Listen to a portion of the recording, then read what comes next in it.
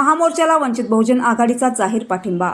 महाराष्ट्र शासनाच्या उपवर्गीकरणाच्या निर्णयाविरोधात 17 जून रोजी अमरावती येथे आयोजित करण्यात आलेल्या 59 जातींच्या संयुक्त महामोर्चाला वंचित बहुजन आघाडीने जाहीर पाठिंबा दिला आहे।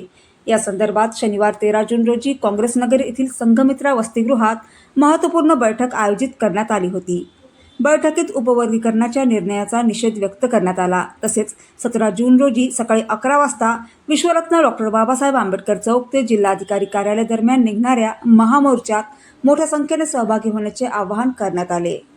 यावेळी वंचित बहुजन आघाडीचे जिल्हाध्यक्ष राहुल मेश्राम, सुरेश तायडे, रमेश आठवले, बाबाराव गायकवाड, आनंदराव इंगळे, बबलू रामटेके, साहेबराव नाईक, भारतीय बौद्ध महासभेचे पर्यटन तथा प्रचार सचिव नयन मोंढे यांच्यासह वंचित बहुजन आघाडीचे शेकडो कार्यकर्ते उपस्थित होते।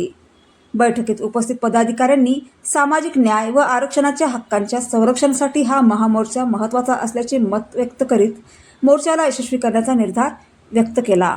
जय भीम, जय शिवराय। मी राहुल मेश्राम, जिल्हाध्यक्ष वंचित बहुजन आघाडी अमरावती पूर्व।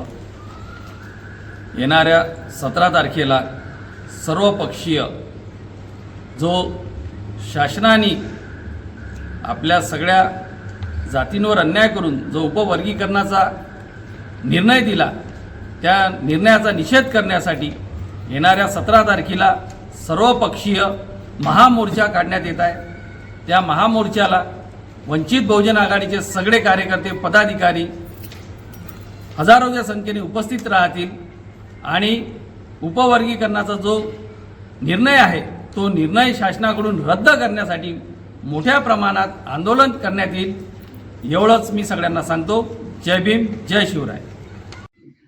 उपवर्गीकरण लादणाऱ्या या महाराष्ट्र सरकार विरोधात येत्या बुधवारी 17 तारखेला सकाळी 10 वाजता डॉ. बाबासाहेब आंबेडकर चौक येथून जिल्हा कचेरीवर सर्वपक्षीय मोर्चा भव्य दिव्य स्वरूपात निघणार आहे। या मोर्चाला सर्वच 59 जातीचे प्रतिनिधी उपस्थित राहणार आहे। हा मोर्चा कुठल्याही जातीच्या विरोधात नाही, हा मोर्चा केवळ आणि केवळ महाराष्ट्र शासनाच्या विरोधात आहे। कारण महाराष्ट्र शासनाने संविधानावर घाला घालण्याचा प्रयत्न केला आहे, आमच्या आरक्षणावर घाला घालण्याचा प्रयत्न केला आहे।